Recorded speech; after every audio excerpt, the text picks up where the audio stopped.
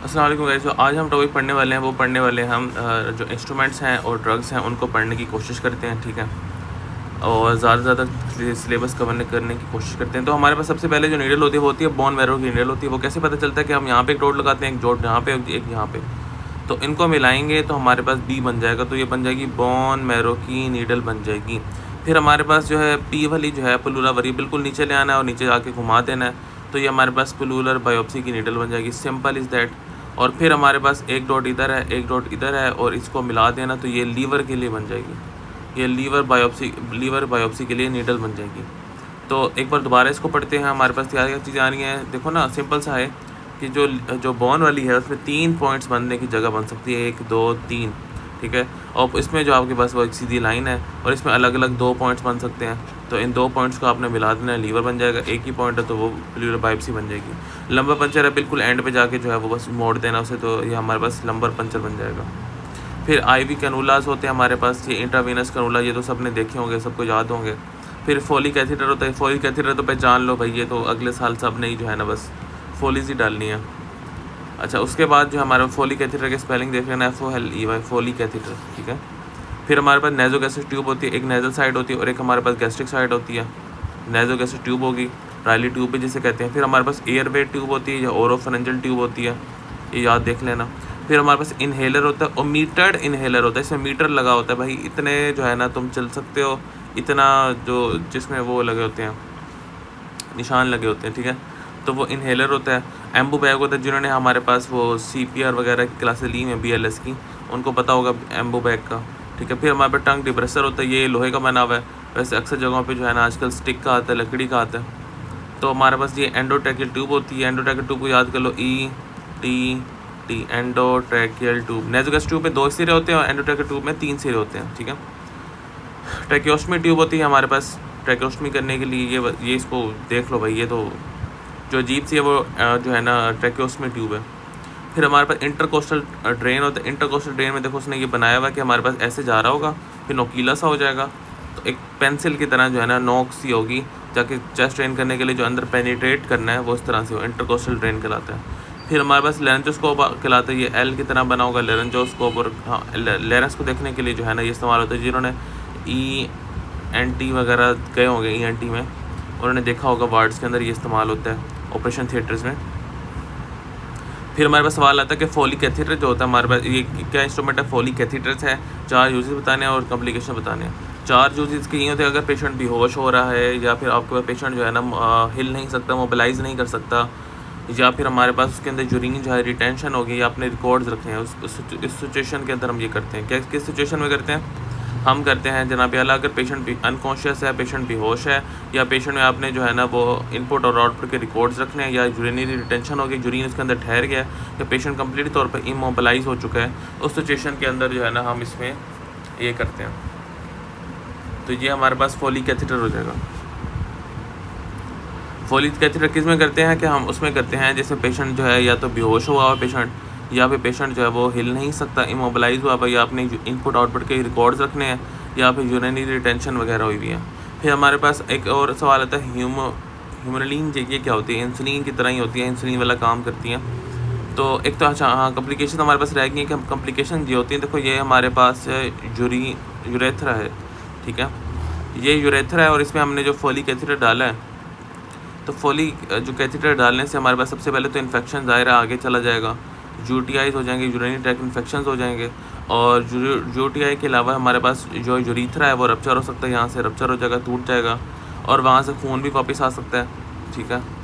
या फिर हमारे पास जो कैथीटर है वो हमारे पास कोई ब्लॉकेज वगैरह कॉज कर सकता है, ठीक है, या फॉल्स पैसेज बन सकता है, गलत एक अलग ही पैसेज बन गया उसमें, ठीक है। फोलिक कैथीटर ने वो यूरीथ्रा में जाने की वजह कोई और ही पैसेज बना दिया, तो वो ये हमारे पास इसके होते हैं नुकसान, कॉम्प्लिकेशंस। ये यूरीथ्रा थी, यूरीथ्रा में जा तो ट्रामा वगैरह काज कर देगा, या खून काज कर देगा, या फिर अलग ही पैसेज वे बना लेगा, तो ये या UTI वगैरह काज कर देगा, तो ये चीज़ हो जाएंगी, ठीक है। तो ये आपने इसको याद कर लेना। फिर हमारे पास आता है कि जो हीमोलिन होती है वो आपके पास वो पूछता है कि हमारे पास ये टाइप पूछता है कि कौन सी टाइप होती है, ये हमारे पास लॉन्ग एक्टिंग इंसुलिन होती है। तो लॉन्ग एक्टिंग ये इंपॉर्टेंट है, इसको इसी तरह से रट्टा लगाना पड़ेगा। लॉन्ग एक्टिंग इंसुलिन होती है, onset of action, peak action, duration of action जो है उसको याद करने का तरीका यही होता है हमारे पास के 60 मिनट से लेकर 90 मिनट तक ये आपके पास इसका ऑनसेट होता है। फिर 60 में 0 हटा दो कुछ 6 घंटे, और यहाँ पे आपके पास एक ऐड कर दो तो 10 घंटे। 10 घंटे हमारे पास इसका जो है ना पीक एक्शन होता है। फिर हमारे पास जो ड्यूरेशन होता है एक्शन का, वो उसमें आपने बस याद कर लेना कि डबल कर देना और 2 प्लस कर देना है। तो डबल और 2 प्लस करके कितना बनेगा हमारे पास, डबल करेंगे तो 12, 2 प्लस करेंगे तो 14 घंटे बनेगा। इतना ड्यूरेशन होता है, और इसको आपने डबल कर देना है तो आपके पास 20 घंटे बनते हैं। तो इस तरह से आपने इसे याद कर लेना है। Very simple, easy to remember. या इसको एक और तरीका भी होता है कि ये 1 घंटे है ना, 1 घंटे से लेकर 1.5 घंटे तक जो है ना इसका ऑनसेट होता है। अब 1 घंटे को आपने जो है ना वो 6 आपने मल्टीप्लाई कर देना तो 6 घंटे बन जाएंगे, और इसको आपने जो है ना 0 लगा देना आगे तो 10 घंटे बन जाएंगे। इसमें 6 आपने वो मल्टीप्लाई कर दिया, इससे 10 से मल्टीप्लाई कर दिया तो इतने हो गए, और फिर इसको आपने डबल कर देना और 2 ऐड कर देना तो हमारे पास कितने हो जाएंगे, 14 घंटे, और इसको आपने डबल कर देना तो वो 20 घंटे। इस तरह से आप कोई जुगाड़ तरीके से लगा के आप इसे याद कर लें। फिर हमारे पास ये एक इंस्ट्रूमेंट आता है जो जिससे हम मेडिसिन जो है ना डिलीवर करते हैं। ये मेरा नहीं ख्याल इतना इंपॉर्टेंट है, इसको फिर भी देख लेते हैं कि हमारे पास नेबुलाइज़र मास्क होता है जिसका ड्रग चैम्बर भी होता है। इससे हम मेडिसिन जो है ना डायरेक्टली जो देनी होती है उसमें देते हैं। हमने एज़मा में, COPD में, या म्यूकस को थिन करने वाली ड्रग्स होती हैं वो, या कोई लंग इन्फेक्शन वगैरह को ट्रीट करना हो, या हमारे पास जो सर्जरी के बाद जो एयरवे उसको मॉइस्ट रखना हो। कौन सी मेडिसिन देती हैं, टोब्रामाइसिन जो कि अमाइनो ग्लाइकोसाइड की फॉर्म होती है, GTA, सेंड्रियास हमने याद किया हुआ है, डेंटामाइसिन, टोब्रामाइसिन, अमीकासिन, स्ट्रेप्टोकाइनेस, स्ट्रेप्टोमाइसिन, और सेफ्टाइजिडीन हमारे पास सिफेलोस्पोरिन की जनरेशन होती है, और रिबाविरिन हमारे पास होती है जो हेप सी में इस्तेमाल होती है। ठीक है, तो वो आपने याद कर लेना कि ये वाली दवाइयाँ जो हैं हम इसमें देते हैं। इसका काम क्या होता है कि वहीं एज़मा, COPD वगैरह में देना, या म्यूकस को कमज़ोर करना, या उसको या तो म्यूकस को थिन करना या उसको मॉइस्ट रखना, बाकी इन्फेक्शन हमारे पास COPD, एज़मा वगैरह। फिर हमारे पास अगला सवाल आता है वहीं ये फोलिक एसिड रहता है, इसकी इंडिकेशन अभी हमने पढ़ी हुई है कि हमारे पास अगर वो पेशेंट जो है अनकॉन्शियस है, पेशेंट जो है इमोबाइल है, या इनपुट आउटपुट के रिकॉर्ड्स वगैरह रखने हैं हमने, उस सिचुएशन में हम देते हैं। ये हमारे पास राइट साइड पे नेज़ोगैस्ट्रिक ट्यूब बनी हुई है। नेज़ोगैस्ट्रिक ट्यूब की 3 इंडिकेशंस क्या होती हैं। नेज़ोगैस्ट्रिक ट्यूब की डायली ट्यूब की इंडिकेशन हमारे पास यही होती हैं कि हम इसमें कब देते हैं, जब हमारे पास कोई हमने सबसे पहले थेराप्यूटिक अगर फीडिंग करनी हो, उसको फीड करना हो unconscious patient, terminal unconscious patient को, या टर्मिनल इल पेशेंट को, या फिर उसमें इसोफेगस जो है ऑब्स्ट्रक्शन हुई हुई है थोड़ी सी, सारी नहीं, पूरी नहीं, कंप्लीट होगी तो फिर तो ये ट्यूब भी नहीं जाएगी ना, तो अगर थोड़ी सी हुई हुई है तो उसमें हम दे सकते हैं। और उसके अलावा हम इसमें जाहिर सी बात है स्टमक को वॉश करना हो, स्टमक को धोना हो, या जो उसके स्टमक के कंटेंट्स हैं उनको एस्पायरेट करना हो तो तब हम देते हैं। तो इसको आपने इस तरह से याद कर लेना है कि हमारे पास अगर हमने जो है वो स्टमक को धोना हो, स्टमक को वॉश करना हो, या फिर हमने जो है ना एक स्टमक को वॉश करना हो, या फिर एस्पायरेशन करना हो गैस्ट्रिक कंटेंट्स की, तो स्टमक के जितने भी कंटेंट्स हैं उनको हमने क्या करना हो, एस्पायरेट करना हो तो तब हम देते हैं। या फिर हमारे पास जो सिंपल सा है, अगर हमने फीडिंग करनी हो किसी पेशेंट की जो अनकॉन्शियस है, जो टर्मिनली इल पेशेंट है, उसकी फीडिंग करनी हो, या फिर स्टमक को धोना हो, या स्टमक के कंटेंट्स को एस्पायरेट करना हो, तो उन सिचुएशन के अंदर हम ये इस्तेमाल करते हैं। फिर हमारे पास प्लूरल टैब आती है।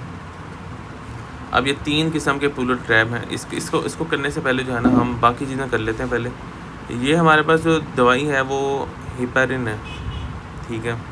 वो कहता है कि डिफरेंस बताओ कि कन्वेंशनली अनफ्रैक्शनेटेड हेपेरिन के और लो मोलेकुलर वेट हेपेरिन के, और क्लिनिकल यूज़ भी बताने हैं। क्लिनिकल यूज़ जो इनके होते हैं वही होते हैं कि डीप वेन थ्रोम्बोसिस के अंदर अब थ्रोम्बस बन गया तो एंटी कोगुलेंट हमें दे देनी है, या कोई एम्बोलिज्म बन गया है, जैसे हमारे पास DVT वाला होता है वो आपके पास पल्मनी में चला जाता है, तो उससे याद कर लो कि पल्मनी एम्बोलिज्म, या फिर अंजाइना और MI के सिचुएशन के अंदर हम इसे मैनेजमेंट में इस्तेमाल करते हैं।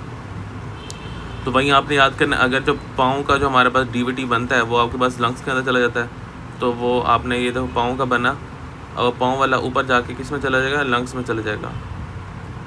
तो वो लंग्स में चला जाएगा तो वो आपने याद कर लेना कि DVT में देंगे, और आपके पास पल्मोनरी एम्बोलिज्म में देंगे, बाकी अंजाइना MI के अटैक में। अब जो हमारे पास होती है कि एक हेपेरिन होती है अनफ्रैक्शनेटेड ये, और फिर लो मोलेकुलर वेट जो है ना हेपेरिन होती है, दोनों में क्या फ़र्क होता है। ये हेपरिन जो होती है वो इसका शॉर्टर एक्शन ऑफ ड्यूरेशन होता है और इसका लॉन्ग एक्शन ऑफ ड्यूरेशन होता है। इसमें APTT किस में मॉनिटर करते हैं, इसमें रिक्वायर्ड होता है हेपरिन में, जाहिर सी बात है हम कब से पढ़ते आ रहे हैं। इसमें कभी कभी करते हैं, कभी नहीं करते। मैकेनिज्म ऑफ एक्शन वही होता है कि एंटीथ्रोमिन 3 को जाके जो है ना इसने वो ब्लॉक कर देना है, और ये जो हमारे पास जो होती है वो आपके पास जो फैक्टर XA के 10A के इनहिबिटर्स होते हैं उनको जाके जो है ना एक्टिवेट कर देती है। और थ्रोम्बोसाइटोपिनिया जो है हमारे पास इसमें ये करवा देती है और ये नहीं करवाती। तो इसमें इम्पोर्टेंट यह है कि जो हमने हेपरिन बचपन से पढ़ते आ रहे हैं, काफ़ी टाइम से पढ़ते आ रहे हैं, 3rd ईयर से, उसमें APTT किस में मॉनिटर करेंगे, इसमें मॉनिटर करेंगे जिससे हम काफ़ी टाइम से पढ़ते आ रहे हैं, ठीक है। फिर हमारा मैकेनिज्म एक्शन जो हमने इसी का पढ़ा हुआ कि एंटीथ्रोमिन 3 के थ्रू उसको ब्लॉक करती है और फिर बाकी वो चीज़ों को ब्लॉक कर देती हैं, और इसी का ही साइड इफ़ेक्ट होगा जो होगा थ्रोम्बोसाइटोपिनिया प्लेटलेट्स कम हो जाते हैं। तो वो किसका साइड इफ़ेक्ट होगा, जो हम काफ़ी टाइम से पढ़ते आ रहे हैं। बस इस तरह से आपने याद कर लेना। इसमें ना ये मैयर करते हैं ना इसका साइड इफ़ेक्ट होता है। काम करने का तरीका इसका यही होता है कि आपके पास 10A के जो इनहिबिटर्स हैं उनको एक्टिवेट कर देगा, लो मोलेकुलर वेट हेपरिन, ठीक है। तो हमारे पास उसको आपके पास जो है ना एक्टिवेट कर देगा। और लो मोलेकुलर वेट से याद करो, इसमें L आ रहा है ना, तो L से याद करो उसका एक्शन ऑफ ड्यूरेशन जो है ना वो लॉन्गर है और हेपरिन का शॉर्ट हो जाएगा। फिर कितना सिंपल हो जाएगा कि हमने एक जगह हेपरिन पढ़ा, एक जगह पढ़ा लो मोलेकुलर वेट हेपरिन पढ़ा। अब जो लो है मतलब इसका मतलब long molecular weight, long action और ड्यूरेशन है। इसमें APTT मैयर नहीं करते, इसमें थ्रोम्बोसाइटोपिनिया का रिस्क कम होता है। इसका काम करने का तरीका यह कि XA के जो इनहिबिटर्स उसको एक्टिवेट कर देगा, ये एंटीथ्रोमिन 3 को एक्टिवेट कर देगा और बाकी इसके साइड इफेक्ट्स होते हैं। अब ये हमारे पास नीडल क्या चीज़ होती है और इसकी इंस्ट्रूमेंट क्या चीज़ है, इसका अप्रोप्रिएट साइट्स क्या होता है एल्डरली लोगों में, और कॉम्प्लिकेशंस क्या होती हैं। तो अभी हमने ऊपर देखा था कि इंट्रावेनस कैनुला है या बरूंडा जो इसे कहते हैं, 22 गॉज होती है इसकी वो, और इससे जो हमारे पास कॉम्प्लिकेशंस होती हैं या तो हीमाटोमा यानी कि खून वो जो जमा हो जाता है, हमारे जो खून आ जाता है या खून जम जाता है, और उसके अलावा जो हमारे पास जो है नीडल स्टिक इंजरीज़ हमने काफ़ी बार पढ़ा हुआ है जो हो जाती है अक्सर, ठीक है। फिर पेन, हमारे पास दर्द बहुत होता है, या फिर हमारे पास कोई इन्फेक्शन, जिस तरह हमें बताया था कि याद करने का तरीका क्या होता है, सिंपल होता है, हेमरेज, इन्फेक्शन और ब्लीडिंग। तो हाँ, हेमरेज हो जाएगी, इन्फेक्शन हो जाएगा और ब्लीडिंग वगैरह हो जाएगी। हेमरेज में ही आता है हेमाटोमा, हेमरेज और ब्लीडिंग। बाकी हमारे पास जो है ना वही जो एम्बोलाई वगैरह बन जाते हैं, थ्रोम्बोप्लीबाइटिस वगैरह हो जाता है जो वेन से रिलेटेड होता है और एम्बोलाई बन जाता है। बाकी नीडल स्टिक इंजरी जो है वो आपने याद कर लेनी है। तो ये हमारे पास क्या चीज़ है, IV इंट्रावीनस जो है वो कैनुला है या बेरनुला है। 22 गॉज का होता है हमारे पास एल्डरली किस बंदे को हम काउंट करते हैं जो 22 साल का हो जाता है, ठीक है। फिर कॉम्प्लिकेशंस क्या होती हैं वहीं हमने हिब से याद किया हुआ है, हेमाटोमा, इन्फेक्शन और ब्लीडिंग यानी कि हेमरेज वगैरह हो जाएगी, और एम्बोलाई वगैरह बन जाएंगे तो थ्रोम्बोप्लीबाइटिस या एम्बोलाई वगैरह बन गए, ये चीज़ें हो जाएंगी। अब ये हमारे पास कौन सी नीडल है, सोचें, लंबी सी है और एंड पे है। तो ये नीडल जो है हमारे पास लंबर पंचर की नीडल है, ठीक है। और देखो ना, सिंपल बहुत आसान है कि हमारे पास बिल्कुल एंड पे जा रहा हो, एंड पे जाके आपने मुड़ जाना है, तो ये लंबा पंचर हो जाएगा। एक बार दोबारा ऊपर से देख लेते हैं। जो बोन मैरो वाली थी वो इधर भी पॉइंट, इधर भी पॉइंट, इधर भी पॉइंट बन रहा था, इधर भी पॉइंट, इधर भी पॉइंट और इधर भी पॉइंट बन रहा था, और इस तरह से हमारे पास B बन रहा था। प्लूरा वाली जो है हमारे पास यहाँ पे आके मुड़ गई थी, और जो लीवर वाली थी इधर थी और ऐसे घुमा रहे थे तो लीवर, और लंबा पंचर वाली एंड पे जाके से मुड़ती थी। तो इस तरह से हमने इसे याद किया हुआ था। अब वो पूछता है कि हमारे पास की इंडिकेशन और कॉन्ट्रा इंडिकेशन बताओ। इंडिकेशन वही होती हैं अगर हमने जो है मेनिंजाइटिस में देखना हो, या फिर हमने इंसेफ्लाइटिस में देखना हो, या सब रेक्यूनोइड हेमरेज में देखना हो, ठीक है। वैसे तो हम उसमें भी तो करते हैं हमारे पास, जैसे हमारे पास मल्टीपल स्क्लेरोसिस के अंदर, गुरियन बेरे सिंड्रोम के अंदर हम देखते हैं, तो अगर वो लिख सकते हैं तो देख लेना। बाकी हमारे पास वहीं मेनिंजाइटिस, इंसेफेलाइटिस जो दिमाग के रिलेटेड बीमारियां होती हैं उनमें हम लाजमी करते हैं, मेनिंजाइटिस में, इंसेफेलाइटिस में और सब रेक्यूनोइड हेमरेज में। कॉन्ट्रा इंडिकेशन की ये होती है कि हमारे पास या तो अगर ICP बहुत ज़्यादा रेस्ट है तब हम नहीं करते, उस जगह पे जहाँ पे हमने नीडल घुसानी वहाँ पे सेप्सिस हुआ हुआ है, ठीक है। और उसके अलावा एक्सट्रीमली रेस्टलेस पेशेंट हुआ हुआ है, या फिर हमारे पास कोई ट्रामा हुआ हुआ है उस जगह पे जहाँ पे हमने नीडल घुसानी है, तो इन्फेक्शन हुआ हुआ है, ट्रामा हुआ हुआ है, तो इस तरह की बातें आपने घुमा फिरा के लिख देनी है। सबसे इम्पोर्टेंट तो ये है कि अगर आईसीपी हमारे पास जो है ना रेस्ट हुआ हुआ है तो हम नहीं करेंगे, या फिर उस जगह पे सेप्सिस हुआ हुआ है, इन्फेक्शन हुआ हुआ है, या कोई ट्रामा हुआ हुआ है, पेशेंट जो है रेस्टलेस है, ठीक है। और फिर हमारे पास ये जो पहली दवाई है, ये दवाई का क्या नाम है, अब इसके इंपॉर्टेंट साइड इफ़ेक्ट्स बताने हैं और इंडिकेशंस बतानी है। ये डेक्सामेथासोन है। नज़र तो यहाँ से नहीं आ रहा, लेकिन वहाँ पे क्लियरली जो है ना लिखा होगा कि डेक्सामेथासोन, तो आपने उसे पहचान लेना। इसके साइड इफ़ेक्ट्स क्या होते हैं, हाइपरग्लाइसीमिया, ऑस्टियोपोरोसिस। ये तो हमारे पास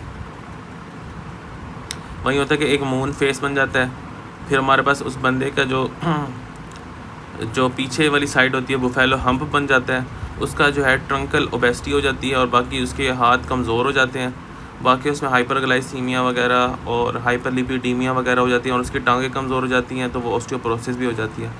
तो इसकी एक तस्वीर से याद कर लें तो उस तरह से याद हो जाएगा। इंडिकेशन यही होती है डेक्सामेथासोन की, ब्रोंकल एज़मा में इस्तेमाल करते हैं। उसके अलावा हम अगर आईसीपी रेश हुआ ट्यूमर से या एनाफाइलेक्सिस में इस्तेमाल कर लेते हैं। और जितनी भी आपको इससे रिलेटेड इंडिकेशंस आती हैं, कितनी भी सारी बीमारियों में इस्तेमाल करते हैं हम इसे, तो वो सारी आपने लिख देना है। इसे तो हम वैसे तो आई थिंक मल्टीपल स्क्लेरोसिस के अंदर भी इस्तेमाल करते हैं। तो जो जो आपको समझ आया आपने इसमें लिख देना है। बाकी इसके जो साइड इफ़ेक्ट्स होते हैं वो वही मून फेस हो जाता है, काफ़ी टाइम इस्तेमाल को, ट्रंकल ओबेसिटी, और जो लिम्स हैं वो लिम्स कमज़ोर हो जाते हैं हमारे पास, और ये ऑस्टियोपोरोसिस, हाइपरग्लाइसीमिया, हाइपरलिपिडीमिया वगैरह हो जाते हैं। ब्रोंकियल एज़मा हो गया हमारे पास, और एनाफाइलेक्सिस में इसके इंडिकेशंस होती हैं। फिर ये दवाई लिखी हुई है, डोब्यूटामीन लिखी हुई है, साइड इफ़ेक्ट्स बताने, इंडिकेशन बताने, और एक सब्स्टिट्यूट बताना है। सब्स्टिट्यूट इसका सिंपल डी फॉर डोपामीन, तो ये दोनों आपने बता देना है, और नोरेपिनेफ्रिन। तो डोब्यूटामीन या फिर डोपामीन, ठीक है, डोब्यूटामीन या डोपामीन हमारे पास ये हो जाएंगी, और इसके हमारे पास इंडिकेशंस हैं और साइड इफ़ेक्ट्स हैं। ये तब इस्तेमाल करते हैं जब हमारे पास जो है ना वो हमने दिल को जो है उसकी जो कॉन्ट्रैक्शन को बढ़ाना, दिल को काम कराना, तो कार्डियोजेनिक शॉक में इस्तेमाल करते हैं, सेप्टिसीमिया शॉक में इस्तेमाल करते हैं, और हाइपोवोलेमिक शॉक में। यानी कि जितने भी शॉक हमें समझ आते हैं हमने इसमें शॉक लिख देना कि शॉक में इस्तेमाल करते हैं। और कार्डियोजेनिक होता है सबसे पहले, फिर सेप्टिसीमिया होता है, फिर हाइपोवोलेमिक शॉक होता है। ये 3 शॉक आपने लिख देना है। साइड इफ़ेक्ट्स क्या होंगे, ज़ाहिर दिल ज़्यादा तेज़ से काम करेगा तो टैकीकार्डिया होगा, एरिथमिया में भी कन्वर्ट हो सकता है, या फिर रीनल, क्योंकि इसमें जो अल्फा जो इफेक्ट होता है वो ज़्यादा होता है, तो उसकी वजह से जो रीनल वेजोकंस्ट्रिक्शन हो जाएगी, तो रीनल में जो है ना वो ब्लड नहीं पहुंचेगा। तो हमने पढ़ा भी डोब्यूटामीन में क्या होता है कि हमारे पास वही दिल को, धड़कन को काम कराने के इस्तेमाल होता है, इसलिए शॉक में इस्तेमाल करते हैं। हाइपोवोलेमिया हो, कार्डियोजेनिक हो, सेप्टिसीमिया हो। साइड इफ़ेक्ट्स क्या होते हैं कि हमारे पास टैकीकार्डिया हो जाएगा, दिल तेज तेज काम करेगा, एरिथमिया में भी कन्वर्ट हो सकता है, और आपके पास रीनल वेजोकंस्ट्रिक्शन होने की वजह से रीनल में ब्लड नहीं जाएगा, तो वो मसला क्रिएट करेगा वहाँ पे, ठीक है। और इसका जो सब्स्टिट्यूट होता है वो हमारे पास क्या होता है, डोब्यूटामीन है तो डोपामीन लिख देना, जो इकट्ठे मिलते जुलते नाम है। फिर हमारे पास ये ह्यूमेरिन है, इसके इंडिकेशन बताने हैं, एडमिनिस्ट्रेशन, ठीक है, ये सब चीज़ें इसकी बतानी है। तो अभी इससे पहले हमने जो पढ़ी थी वो भी ह्यूमेरिन थी, लेकिन उसमें डिफरेंट सवाल पूछे हुए थे। उसने पूछा हुआ था कि इसे काम कैसे करती है, कि 1 घंटे से लेके 1.5 घंटे में इसका जो है ना ऑनसेट होता है। फिर डबल किया था तो हमारा पीक इस पर पहुँचा था, और फिर इसको जो है ना वो डबल करके 2 प्लस कर दिया था, जिसका आपके पास टोटल ड्यूरेशन होता है। इस तरह से हमने याद किया था। अब इसी ह्यूमेरिन से रिलेटेड जो है ना हमारे पास ये सवाल आ गए। इसकी इंडिकेशन बताने हैं इंट्रावीनस जूस की। इंट्रावीनस जूस में इंसुलिन तब इस्तेमाल करते हैं जब डीके हुआ हो, और डीके के अंदर हाइपरकलीमिया भी हुआ होता है, या फिर हमारे पास जो उसकी 2 बीमारी होती है, डायबिटीज़ की 2 ही होती हैं, तो डीके होता है या तो हाइपरऑस्मोलर नॉन कीटोसिस कोमा होता है, ठीक है। ये तो सबने पढ़ा ही होगा। एक डीके होता है, एक आपके पास HSS होता है, हाइपरग्लाइसीमिक हाइपरऑस्मोलर नॉन कीटोसिस कोमा। बाकी डायबिटीज़ और सर्जरी में भी दे सकते हैं। अब वो कहता है कि अगर हम सबकुटेनियस देंगे, वो तो हमने ऊपर डिफरेंट तरीके से पढ़ा था ना, कि उसमें देते हैं तो उसका जो है वो पीक वैल्यू हमारे पास डिफरेंट होती है। तो इसकी पीक एक्शन वैल्यू 2 से 4 घंटे में आती है। जो हमने ऊपर पढ़ा था उसकी पीक वैल्यू जो थी वो हमारे पास ये थी कि 1 घंटे से लेकर 1.5 घंटे तक जो है वो ऑनसेट होता था, फिर 6 घंटे से लेकर 10 घंटे तक इसकी पीक वैल्यू थी। लेकिन अगर हम सब कुटेनियस देंगे तो 2 से 4 घंटे में पीक वैल्यू आएगी। और इसके बाकी इसने पूछे हैं कि साइड इफ़ेक्ट्स क्या होते हैं। किसी भी चीज़ के जब हम लगाते हैं तो साइड इफ़ेक्ट होते हैं, हाइपर सेंसिटिव रिएक्शन हो जाता है, फ़ौरन उस जगह पे जो है ना रैश बन जाता है, या आप इंसुलिन दे रहे हैं तो ग्लूकोज बहुत कम हो जाएगा तो हाइपोग्लाइसीमिया हो जाएगा, या फिर हमारे पास फैट हाइपरट्रॉफी वगैरह या ट्रॉफी हो जाएगी उस साइड की जहाँ पे हमने ये इंजेक्शन लगाया।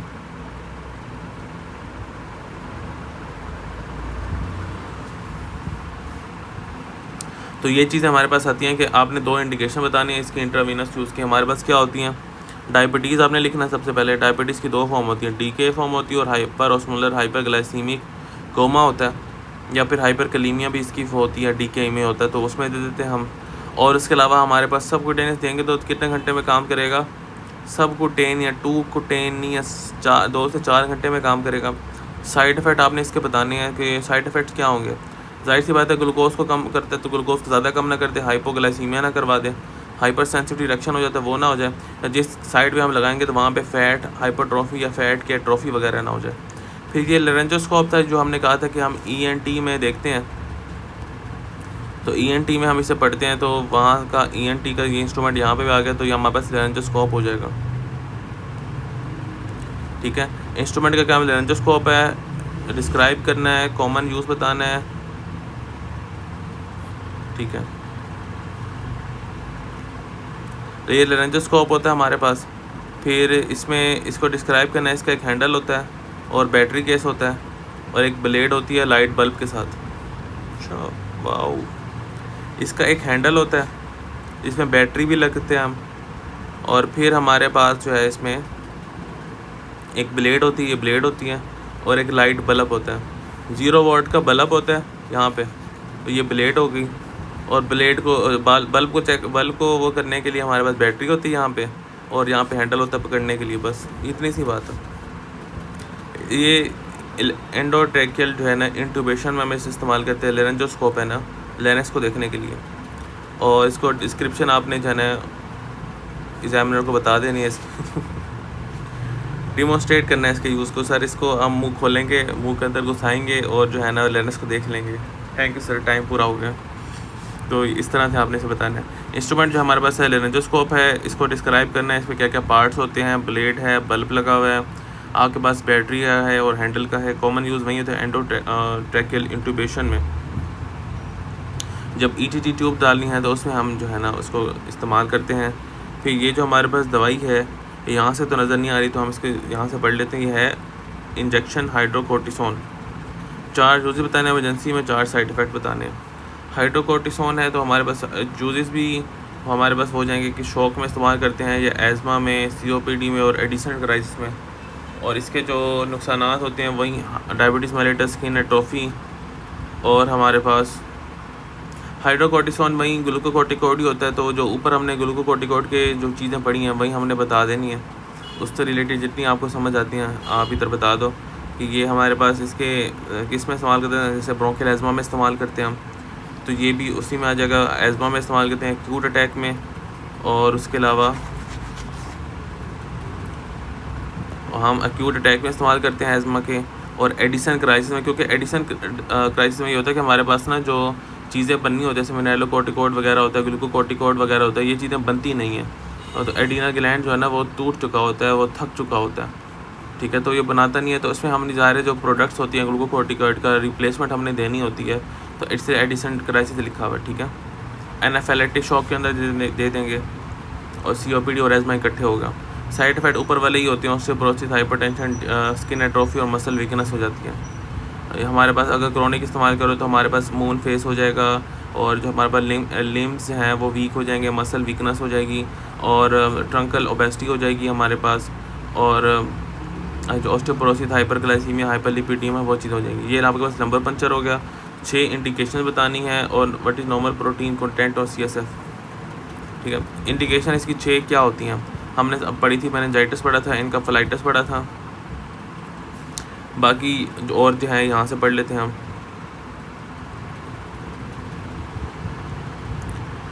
अच्छा, ये तो अजीब अजीब लिखी हैं इसमें। तो इन्फेक्शन की कॉज पता करानी हो मेनिंजाइटिस वगैरह में, या फिर आपके पास अगर स्पेस के अंदर जो है वो हमने स्पाइनल कॉर्ड की स्पेस में CSF की प्रेजेंस देखनी हो तब, या स्पाइनल एनेस्थीसिया के अंदर हमने करना हो तो तब ये करते हैं लंबर पंचर।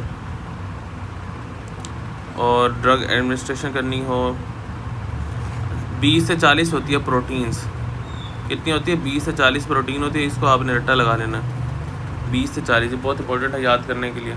बाकी ऊपर वाली तकरीबन आप याद कर लें, मेनिंजाइटिस है, इनकेफेलाइटिस है, और इसमें जो है हमारे पास ये हो जाएगा यहाँ पे मेनिंजाइटिस, इनकेफेलाइटिस सब एक नोट हेमरेज के अंदर कर लेंगे अगर वो लिखनी है तो। उसके अलावा मल्टीपल स्क्लेरोसिस भी है और जीबीएस के अंदर भी करते हैं, तो वो भी आप यहाँ पे लिख सकते हैं। ये वेंट्रिको मेगैली के अंदर भी तो करते हैं हम, तो उसके अंदर देख लेते हैं।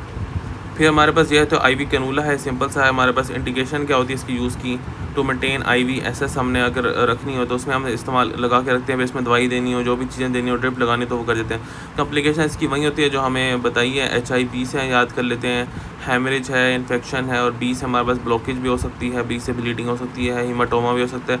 वो चीज़ें आप मिला जुलू के जो है ना आपने लिख लेनी है भाईचारे से। फिर हमारे पास डाइजॉक्सिन होती है, इंडिकेशन बतानी और साइड इफेक्ट बताना है। डाइजॉक्सिन जो है वो हमारे पास CHF में देते हैं और एट्रियल फिब्रिलेशन में देते हैं, कंजस्टिव हार्ट फेलियर के अंदर देते हैं और एट्रियल फिब्रिलेशन के अंदर देते हैं, तो ये आपने याद कर लेना।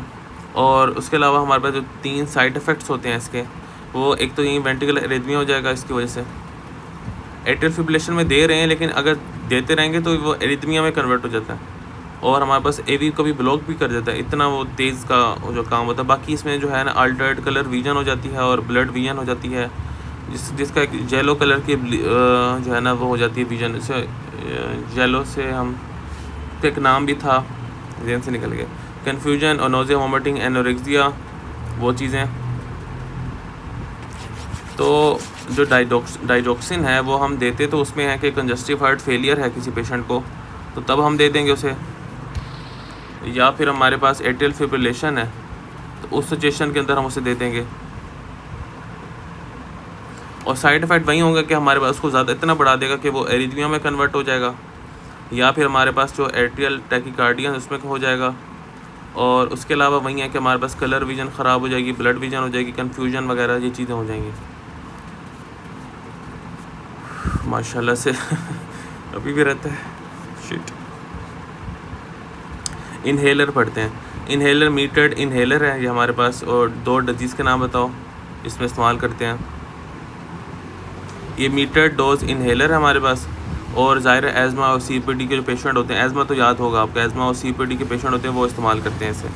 ये हमारे पास क्या चीज़ है, एंडोट्रैकियल ट्यूब है विद कफ के साथ, हमने याद किया हुआ था ना ET और T, एंडोट्रैकियल ट्यूब है, कफ भी साथ किया हुआ है। इंडिकेशन और कॉम्प्लिकेशन बतानी है। इंडिकेशन तब हम इस्तेमाल करते हैं जब किसी पेशेंट को गुइलेन-बेरे सिंड्रोम हो जाए, तो वो रिस्पायरेटरी कंप्रोमाइज़ हो जाता है, तो उसके अंदर देते हैं। अगर किसी पेशेंट को जनरल एनेस्थीसिया देना हो तो आपने अगर OT में गए हो तो वहाँ पे ये इस्तेमाल किया होता है जब पेशेंट बिल्कुल ही बेहोश होता है जनरल एनेस्थीसिया में, ठीक है। या अगर रिस्पायरेटरी फेलियर हो गया तो उसकी वेंटिलेशन करनी हो तो उसमें देते हैं, स्टेटस एस्मेटिकस में देते हैं, ठीक है। तो ये ETT ट्यूब होगी, आपने उस सिचुएशन के अंदर देना है जब रिस्पायरेटरी फेलियर होने वाला है। तो जनरल एनेस्थीसिया के अंदर क्योंकि वो खुद सांस नहीं ले रहा होता वॉलंटरीली, तो हम उसमें ये दे देते हैं। और उसके अलावा GBS के अंदर देते हैं। एस्मा का पेशेंट है जो एस्मेटिकस में है, स्टेटस एस्मेटिकस में है, तो उसके अंदर दे देंगे। और उसके अलावा जो हमारे पास रिस्पायरेटरी फेलियर की रिससिटेशन वगैरह में दे देंगे, वेंटिलेशन में। और इसकी 2 कॉम्प्लिकेशंस क्या होती हैं, इसकी कॉम्प्लिकेशन बहुत आसान है कि हमारे पास ये देखो, ये हमारे पास जो ट्यूब आएगी, यहाँ पे ट्यूब आएगी तो वो क्या हो जाएगा, या तो वो गैस्ट्रिक एस्पायरेशन भी हो सकती है कंटेंट्स की। वो जब ट्यूब है या वो ट्रैकियल स्टेनोसिस भी काज कर सकती है, वो ट्रैकिया को ट्रॉमा भी काज कर सकती है, वो ब्लॉकेज भी हो सकती है, वो फेल्ड भी हो सकती है। यहाँ पे आई है फेल्ड हो सकती है, ब्लॉकेज हो सकती है, ट्रॉमा काज कर सकती है, ट्रैकियल स्टेनोसिस काज कर सकती है, और बाकी जो चीज़ों से गुजर रही है वो उनको नुकसान कर देगी। ये को सबसे पहले गुजरती है देखो लिप से, दांतों से, होंठों से, टीथ से और ज़बान से, उनको ट्रॉमा कर देगी। ये फेरेंक्स की जो वाल से गुजरती है तो पोस्टीरियर फेरेंजियल वाल को ट्रॉमा कर देगी, और आपका जो वोकल कॉर्ड से गुजरती है तो उसको ख़राब कर देगी। बाकी ट्रैकियल स्टेनोसिस जो है हमारे पास ये होगी।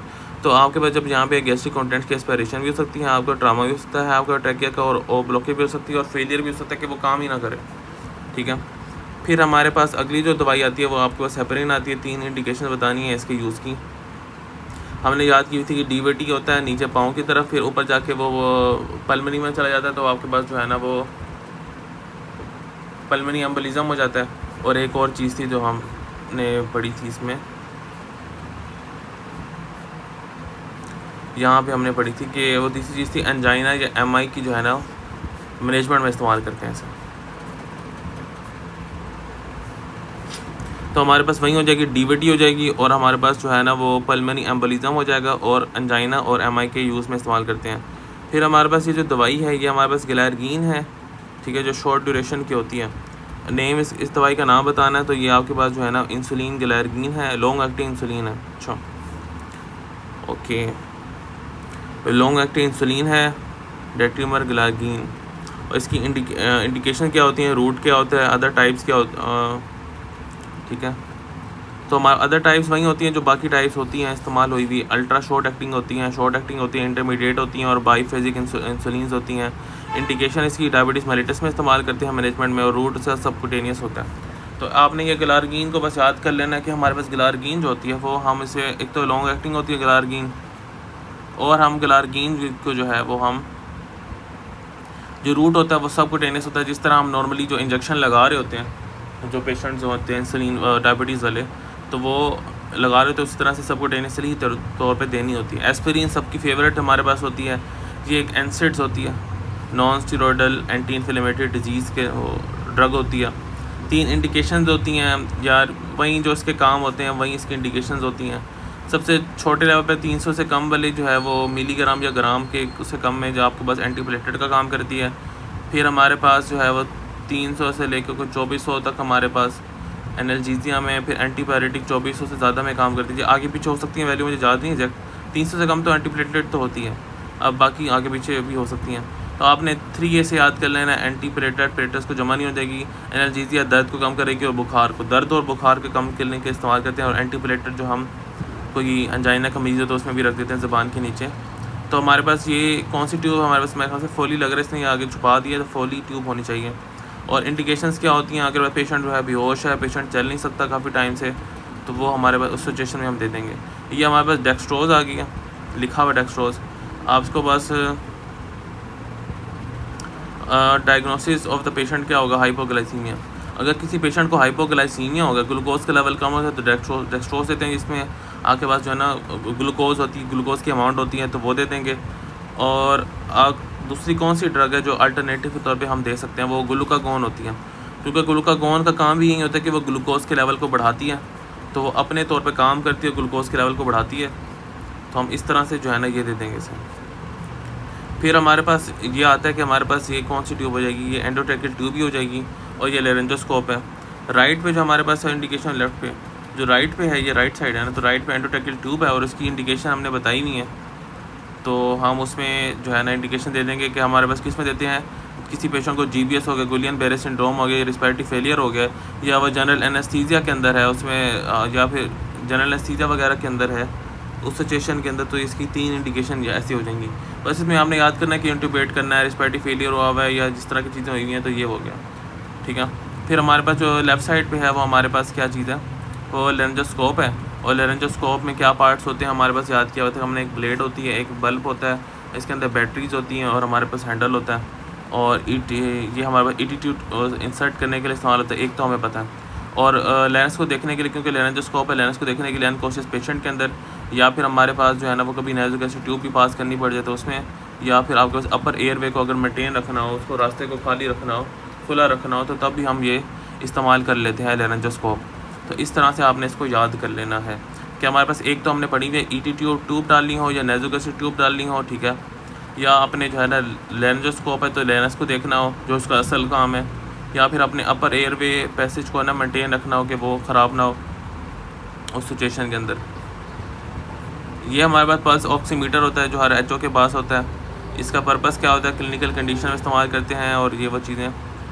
पल्स ऑक्सीमीटर होता है, पर्पस इसका ये होता है कि हाइपोक्सिया वगैरह कोई ऑक्सीजन सेचुरेशन को देख रहे हैं। ऑक्सीजन सेचुरेशन हमें बताता है SpO2 कि 98% है, 92 है, 94 है। क्लिनिकल कंडीशन में किस में इस्तेमाल करते हैं, अगर किसी पेशेंट को COPD एज़मा वगैरह है, या निमोनिया है, या पल्मोनरी एम्बोलिज्म या एडीमा है। सिंपल वही है जो आपके पास COPD वाली बीमारियां हैं ना जो लंग्स को अफेक्ट करती हैं, तो उनके अंदर इस्तेमाल करते हैं। तो आपने वहीं COPD एज़मा जो इकट्ठे भाई बहनों की तरह जो है ना हर जगह आ जाते हैं, जो पक्के दोस्त नहीं होते, हर जगह ये घुस जाते हैं, एक को बुला दूसरा भी आ जाता है, तो आपने उससे याद कर लेना है। उसके अलावा किसी जगह का निमोनिया हो सकता है, अपर लोब का निमोनिया उस सिचुएशन के अंदर, या फिर एम्बोलिज्म है या एडीमा है। Patient having low oxygen saturation which test will differentiate with 2 types of respiratory failure, उसमें जो है ना हम PCO2 वगैरह से हम डिफरेंशिएट कर लेते हैं उसको। फिर हमारे पास ये फ्यूरोसमाइड है, ठीक है, ये लिखा हुआ है, और कौन से ग्रुप से है, डायरेटिक के ग्रुप से है, लूप डायरेटिक के ग्रुप से। मैकेनिज्म एक्शन जो है उसका, जो उसमें सबसे बड़ा चैनल होता था NKCC या NCKK NC, उसको आपने वो बता देना, ठीक है। और उसके बाद हमारे पास है क्लिनिकल इंडिकेशन और साइड इफ़ेक्ट्स। तो लूप डायरेटिक्स है, ये NaCl को अब्जॉर्प्शन से रोकता है स्टैंडिंग लिप ऑफ लूप में, ठीक है, वाटर एक्सक्रीशन करवा देता है। इसके जो बाकी चीज़ें हैं वो ऊपर पढ़ते हैं दोबारा, क्योंकि रिपीट हुई हुई हैं कह रहे हैं। अब ये है एड्रेनलिन है, जो हमारे पास एड्रेनलिन रश करवाता है। 2 इंपॉर्टेंट इंडिकेशंस क्या होती हैं इसके, रूट्स क्या होते हैं डिफरेंट सिचुएशन में, साइड इफ़ेक्ट्स क्या होते हैं।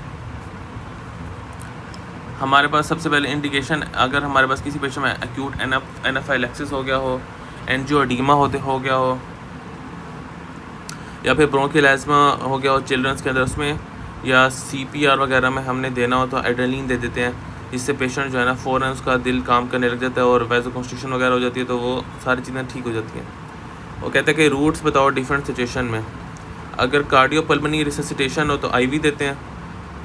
सिंपल से है ना, देखो, अगर दिल काम करना बंद कर जाए या फेफड़े काम करना बंद कर जाए तो ये फ़ौरन एमरजेंसी सिचुएशन है, इसके अंदर IV ही देना पड़ेगा ताकि फ़ौरन जाए। ब्रोंक एंजियोडीमा है, एनाफाइलेक्सिस है, तो वो सबकुटेनियस देंगे, जहाँ जिस जगह पे जो है हमारे पास वो ये जिस जगह की वजह से हमारे पास एंजियोडीमा या एनाफाइलेक्सिस वगैरह हुआ है, तो वो उस जगह पे दे देंगे। या फिर ऐसे याद कर लो कि इतना जो है एमरजेंसी सिचुएशन नहीं है तो हम सबकुटेनियस भी दे सकते हैं। ब्रोंकियल एस्मा में भी सबकुटेनियस दे सकते हैं कि इतना एमरजेंसी नहीं है। लेकिन ये तो फेल हो गया ना, हमारे पास कार्डियोपल्मोनरी रिससिटेशन दोनों फेल हो गए हैं, तो हमारे पास जो है वो उसमें हम IV में देना पड़ेगा। बाकी जो भी सिचुएशन होगी उसमें हम किस में दे देंगे, सबकुटेनियसली दे देंगे इसको। तो इस तरह से आपने याद कर लेना है। कार्डियोपल्मोनरी रिससिटेशन है, फिर हमारे पास एंजियोडीमा है, एनाफाइलेक्सिस और ब्रोंकियल एस्मा वगैरह है, उस सिचुएशन के अंदर हम इसे दे देंगे। साइड इफ़ेक्ट उसने पूछे हुए, तो साइड इफ़ेक्ट्स क्या हो सकते हैं। साइड इफ़ेक्ट हमारे पास वही है कि वैसोकंस्ट्रिक्शन काज करता है, तो हमारे पास याद कर लो हाइपरटेंशन हो जाएगी, इतनी वैसोकंस्ट्रिक्शन हो जाएगी जो ब्लड सप्लाई है दिल में वो नहीं पहुंचेगी, तो एंजाइना हो जाएगा और एरिथमिया भी हो सकता है, और पाल्पिटेशन, दिल की धड़कन जो है वो तेज़ हो जाएगी, दिल की धड़कन, और सेरिब्रल हेमरेज का रिस्क भी बढ़ सकता है। तो आपने सिंपली ही इसको याद करना है कि जो हमारे पास जहाँ पर चीज़ें लिखी हुई हैं ना वो आपके इसके यूजेस में लिख दो।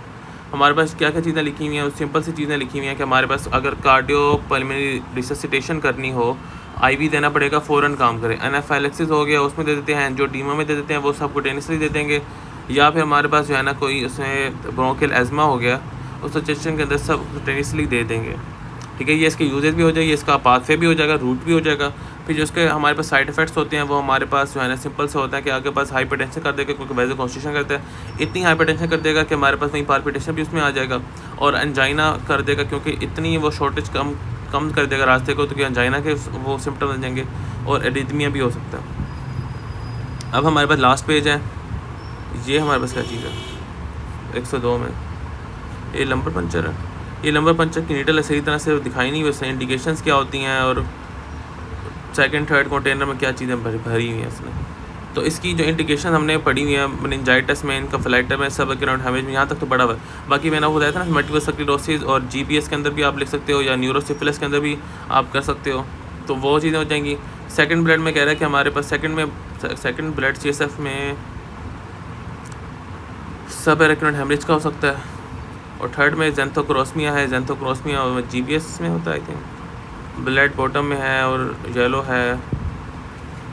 ये तो यहाँ पे नज़र नहीं आ रहा ना सही तरह, तो अगर ये ब्लड है तो आप ट्रामेटिक का हो सकता है, या फिर हमारे पास सबएक्यूट हेमरेज का हो सकता है, और ये आपके पास अगर येलो भी नज़र आ रहा है उसमें दूसरा भी है तो ज़ेंथोक्रोस्मिया है, जो कि GBS के अंदर आई थिंक होता है, GBS के अंदर होता है, या फिर हमारे पास सबएक्यूट हेमरेज के अंदर ही होता है। GBS के अंदर नहीं होगा, सबएक्यूट हेमरेज के अंदर ही होगा आई थिंक। बाकी आपने इसके इंडिकेशन याद कर लिया, मेनिंजाइटिस, इनकफेलाइटिस, सबएक्यूट हेमरेज, और आपके पास जो मल्टीपल स्क्लेरोसिस हो जाएगी, ये एंडोट्रैकियल ट्यूब होती है, इसकी इंडिकेशंस क्या होती हैं हमारे पास। अगर हमने वही जनरल एनेस्थीसिया हो उसमें उसमें देना हो, या फिर हमारे पास कॉम्प्लिकेशंस क्या होती हैं, तो जो जहाँ से गुजर रहा है वही वाली कॉम्प्लिकेशन लिख देनी है। इसकी कॉम्प्लिकेशन ये होती है कि हमारे पास जो है वो टीथ से गुजरता है, टीथ का ट्रामा, लिप्स का ट्रामा, हमारा टंग का ट्रामा, फेरेंजियल वाल का ट्रामा, और ट्रैकिया का स्टेनोसिस वगैरह हो सकती हैं, जो इस तरह से हमने याद किया वजह से।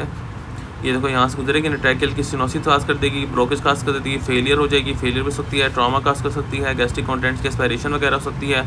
एंडोट्रैकियल ट्यूब की इंडिकेशन क्या होती है, वहीं जनरल एनेस्थीसिया में देना हो हमने और उसके अलावा अगर पेशेंट जो है वो सांस नहीं ले पा रहा तो उस सिचुएशन के अंदर भी हम दे देते हैं। एक बार इसको दोबारा देख लेते हैं। एंडोट्रैकियल ट्यूब की इंडिकेशंस हमारे पास वहीं के अगर रेस्पिरेटरी फेलियर है, जनरल एनेस्थीसिया है, जीबीएस है, या स्टेटस एस्मेटिकस है, उस सिचुएशन के अंदर जो है ना हम इसको दे देंगे। फिर हमारे पास फोली है, फोली हमने पढ़ा हुआ है। फोली के अगर वो हिल नहीं सकता, अनकॉन्शियस है, और हमारे पास वो इनपुट आउटपुट का रिकॉर्ड रखना है हमने, उस सिचुएशन के अंदर कॉम्प्लिकेशंस भी पढ़ ली थी कि ये आपके पास यूरीथ्रा है, यूरीथ्रा में रप्चर काज कर सकता है, ट्रॉमा काज कर सकता है, हेमाचूरिया काज कर सकता है, फॉल्स पैसेज वे बना सकता है, अलग से कोई पैसेज बना सकता है, ब्लॉकेज वगैरह काज कर सकता है। ये फोली कैथीटर हो गया। और ये हमारे पास क्या चीज़ है, ये कौन सी नीडल है, बोन मैरो एस्पायरेशन नीडल है। यहाँ पे एक तो ईआरसी भाई ने अपना जो है ना ब्रांड प्रमोशन की है भाई, साइड पर नज़र नहीं आ रहा सही। अगर हमारे पास बोन मैरो होगी तो वो 3 जगह पे हम डॉट्स बना सकेंगे, तो बोन मैरो नीडल एस्पायरेशन है। अगर प्लूला वाली होगी तो बिल्कुल नीचे जाके घुमा देना है, और लीवर वाली होगी तो 2 साइड पे तो हम बना सकते हैं, और ऊपर तो जा रही होगी तो लीवर की इस तरह से हो जाएगी। हम बोन मैरो की कब करते हैं, जब हमने ये देखना हो कि हीमोक्रोमेटोसिस में, या माइलोमा में, लिम्फोमा में, इन्फिल्ट्रेशन में, एमपीडी में, और एनीमिया में, जितना भी आपको हीमाटोलॉजी की मसले मसाइल आते हैं ना, उन सब के अंदर आपने करनी है। ALL के अंदर करते हैं हम, AML के अंदर करते हैं, कोई लीकीमिया के अंदर करते हैं, लीकीमियास के अंदर वगैरह कर देते हैं, और हमारे पास अगर हमारे पास एप्लास्टिक एनीमिया हो गया उसके सिचुएशन के अंदर कर देते हैं। तो सारी चीज़ें आपने लिख देनी है, जितना इल्म आपको आता है ना, आपने जो है ना उसके अंदर लिख देना होता है, क्योंकि ये लोग अक्सर जो है ना अगर भरा भी हो ना फिर नंबर दे देते हैं इंशाल्लाह। इसका क्या नाम होता है, जो कैसे ट्यूब होती है हमारे पास, इसकी इंडिकेशंस क्या होती हैं। अगर किसी पेशेंट को हमने खुराक देनी हो तब देते हैं, या फिर हमारे पास उसका स्टमक वॉश कराना हो, या गैस्ट्रिक कंटेंट्स को एस्पायरेट कराना हो तब देते हैं। इसकी 2 कॉम्प्लिकेशंस क्या होती हैं, या तो रॉन्ग प्लेसमेंट हो सकती है, या एस्पायरेशन वगैरह, या ब्लीडिंग वगैरह, ठीक है। वहीं सेम होता है ना कि हमारे पास अगर हमने फेल्ड, आपके पास जो है ना ट्यूब की इंसर्शन होगी, फेल्ड का मतलब ये कि अगर रॉन्ग प्लेसमेंट कर दी, गलत जगह पे उसे प्लेस कर दिया, तो उस सिचुएशन के अंदर हमारे पास हो जाएगी। या फिर हमारे पास ब्लीडिंग वगैरह काज कर देगी, या एस्पायरेशन जो है वो जो है लंग्स के अंदर सारी चीज़ें चली जाएंगी। अब ये क्या चीज़ है, ये कौन सा फ्लूइड है, टाइप का इंडिकेशन, कॉन्ट्रा इंडिकेशन। तो ये फ्लूइड जो है ना वो आपके पास कहता है हिमाकस सेल है, हिमाकस सेल पता नहीं क्या होता है, कोलाइड होता है। वहीं हमारे पास जो है ना अगर ब्लड लॉस हो गया तो उसके अंदर हम कोलाइड देते हैं, या फिर फ्रूट्स देते हैं। ज़्यादा लॉस हो जाए या बर्न्स सिचुएशन के अंदर भी हम दे देते हैं। हाइपोवोलेमिक शॉक ब्लड लॉस हो जाता है तो उसके अंदर कोलाइड देते हैं, बर्न्स के अंदर देते हैं, या फिर हमारे पास जो है ना एसाइटिस की टैपिंग या ब्लड डिफ्यूजन में देते हैं। और इसकी साइड इफेक्ट लिखे हुए हैं ना, कंजस्टिव हार्ट फेलियर एक कॉन्ट्राइंडी, इसमें हमने नहीं देना। कंजस्टिव हार्ट फेलियर के अंदर पहले बहुत कंजशन हुई है कार्डिक फेलियर की, तो हम और ज़्यादा कोलाइड वगैरह दे देंगे तो वो आपके पास पहले काम नहीं कर रहा, तो हमने और उसको तंग नहीं करना। तो हिमाका सेल जो होता है हमारे पास वो कोलाइड होता है, ये आपने याद कर लेना कि हिमाका सेल जो है वो कोलाइड है। कॉन्ट्रा इंडिकेशन वही होता है कि हमारे पास अगर कंजस्टिव कार्डिक फेलियर है तो उसके अंदर पहले काम नहीं कर रहा तो और काम नहीं करेगा, तो आपने नहीं देना। 3 इंडिकेशंस क्या होती हैं इसके यूज़ की, इसकी इंडिकेशंस होती हैं इसके यूज़ की वही होती हैं अगर हमारे पास ब्लड कम हो गया या वॉल्यूम कम हो गया, उसका ब्लड लॉस हो गया, जैसे हमारे पास हाइपोवोलेमिक शॉक वगैरह में होता है, हमारे पास जो हेमरेज शॉक वगैरह में होता है, या फिर उसके बाद उसके अलावा हमारे पास ये हो गया कि बर्न्स हो गई हैं, बाकी एसाइटिस की टैपिंग वैपिंग में इस्तेमाल कर लेते हैं। फिर हमारे पास ये आती है ये इंस्ट्रूमेंट आता है, इस इंस्ट्रूमेंट के बारे में बताना है, इसकी इंडिकेशन और कॉमनली सेलेक्टेड टेस्ट कौन सा होता है। तो सिंपल सा हमारे पास ये है कि ये 96 बोन मैरो की जो है ना नीडल है, और बोन मैरो की मॉर्फोलॉजी वगैरह देखने के लिए, सेल लाइंस को देखने के लिए, ग्रैनुलोमास को देखने के लिए, इन्फेक्शन। बोन मैरो नीडल में जितने भी आपको समझ आते हैं जो भी हमने पहले पढ़े हैं तो वो आपने बता देना है। साइट कौन सी होती है जिसमें हम देते हैं, इलियक क्रेस्ट में या स्टर्नम में देते हैं। हेमाटोलॉजी वाली जितने भी आपको समझ आती है ना वो आपने सारी इसमें लिख देनी है। तो ये हमारे पास बोन मैरो की हो जाएगी, और हमारे पास लंबर पंचर की आपको यहाँ से दिखाते हैं, हम यहाँ से पढ़ते हैं। लंबर पंचर की इस तरह की हो जाएगी, ठीक है। बाकी तो सिंपल होती हैं, वो पहचान लेता है। ये दो ही आएंगे, तो लंबर पंचर आएगी बिल्कुल सिंपल, या फिर बोन मैरो की आएगी नीडल। तो इंडिकेशन वही होती है कि हेमाटोलॉजी की जितनी बीमारी हैं, एस्पायरेशन नीडल ये वो है, कहाँ पे देते हैं, इलियक क्रश में देते हैं या स्टर्नम में देते हैं, हम उसमें देते हैं ना कि ए प्लास्टिक एनीमिया में दे देते हैं, या फिर कोई ल्यूकीमिया, जितने भी समझ आते हैं आपके पास प्लास्ट सेल वाले वो सारे बता देना। ये फ्यूरोसमाइड होती है, फ्यूरोसमाइड कौन सी ड्रग होती है, लूप डायरेटिव वगैरह होती है। 3 इंडिकेशन आपने इसकी बतानी है और एडवर्स इफेक्ट बताने हैं। इंडिकेशन इसकी जो हमने पढ़ी हुई है यहाँ पे तो दी भी लिखी हुई है कि हमारे पास कार्डियोजेनिक पल्मोनरी एडीमा में, कंजस्टिव हार्ट फेलियर में, नेफ्रोटिक में, लूप डायरेट, फ्यूरोसमाइड की इंजेक्शन। ऐसी सिचुएशन में हम देते हैं जैसे फ्लूइड ज़्यादा हो गया। तो फ्लूइड किस में ज़्यादा हो गया है, हमारे पास प्रोटीन जब बॉडी से निकल जाती है तो तब हो जाता है फ्लूइड ज़्यादा। और हमारे पास हेपेटिक सिरोसिस में, जिसमें फ्लूइड रिटेंशन हो जाती है। फ्लूइड रिटेंशन से रिलेटेड जितनी बीमारी है उस पर लिखना है। पल्मोनरी एडीमा है तो लंग्स के अंदर फ्लूइड ज़्यादा हो गया, कार्डियो कंजस्टिव हार्ट फेलियर के अंदर बॉडी के अंदर फ्लूइड ज़्यादा हो जाएगा। तो ये 4 शुरू वाली एक्टिविटीज आप लिखते हैं जिसमें आपका फ्लूइड ज़्यादा है, क्योंकि फ्यूरोसमाइड का काम है फ्लूइड्स को निकालना होता है। तो हमारे पास जितनी भी बीमारियाँ होती है जिसमें फ्लूइड ज़्यादा हो जाता है, जैसे कंजस्टिव हार्ट फेलियर हो गई, यहाँ पे पल्मनी का एडीमा हो गया, हमारे पास ये लंग्स है इसका एडीमा हो गया, या आपके पास दिल जो है यहाँ पे वो आपके पास काम नहीं कर पा रहा, वो बेचारा फेल हो गया, I am fail, totally fail. उसके बाद हमारे पास सिरोसिस हैं, वो उसके अंदर अगर इतना सिरोसिस हो जाएगा कि फ्लूइड की रिटेंशन भी जैसे एसाइटिस हो जाती है, उस सिचुएशन के अंदर हम दे देते हैं, या नेफ्रोटिक सिंड्रोम के अंदर दे देंगे। साइड इफेक्ट्स क्या होंगे, तो आपके पास हाइपोटेंशन का असर देगा, क्योंकि हाइपोवोलीमिया का हो जाएगा, और उसके अलावा हाइपोनेट्रीमिया हो जाएगा और हाइपोकलीमिया वगैरह हो जाएगा। और बाकी पेंक्रेटाइटिस, रैश, इंटरस्टिशियल नेफ्राइटिस या नेफ्रोटॉक्सिटी हमने बचपन से पढ़ा हुआ है। टेनाइटिस या हेयरिंग लॉस होता है, इसका एक बहुत आसान सा वो स्केची के अंदर भी बना हुआ था कि हमारे पास है ना हर चीज़ को कम कर देगा। ये हाइपोकलीमिया, हाइपोमैग्नीसीमिया, हाइपोकैल्सीमिया, ऑटोटॉक्सिक होता है हमारे पास, ऑटोटॉक्सिटी वगैरह हो जाएगी। जो हमारे पास टेनाइटिस या हेयरिंग लॉस से हम याद कर लेंगे, तो ये हमारे पास चीज़ें हो जाएंगी, हाइपोवोलीमिया और हाइपोनेट्रीमिया हो जाएगा। तो ये हमारे पास ओवरऑल कवर टोटली कवर हो गया इंस्ट्रूमेंट्स और जो ड्रग्स हमारे पास होती हैं। बाकी इसको एक और वीडियो बना के हम एंकर से कवर करने की कोशिश करते हैं इंशाल्लाह। ये बोन मैरो की इस तरह की होगी, ये लंबर पंचर की बिल्कुल एंड पे मुड़ेगी और इसका अलग होगी। और लंबर पंचर तो ये सिंपल होती है, ये लीवर की होगी। Thank you so much for watching.